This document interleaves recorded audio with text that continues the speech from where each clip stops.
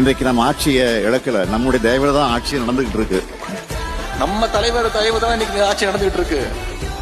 இப்போ ஆட்சி நடப்பது நம்முடைய தயவில் தான் நடந்து கொண்டிருக்கிறது என்பதை மறந்துவிடக்கூடாது.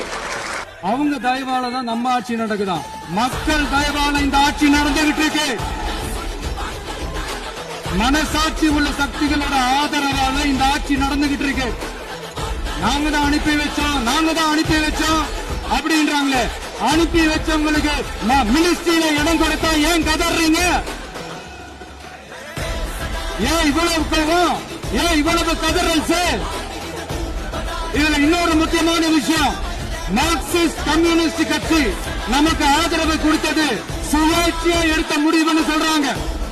அதே மாதிரி இந்திய கம்யூனிஸ்ட் கட்சி நமக்கு ஆதரவு கொடுத்தது சுயேட்சையா எடுத்த முடிவுன்னு சொல்றாங்க. இதுல எங்க இருந்து நாங்க தான் அனுப்பி வச்சோம்னா புரியலையே. மக்களுக்கு நல்லா புரியும்.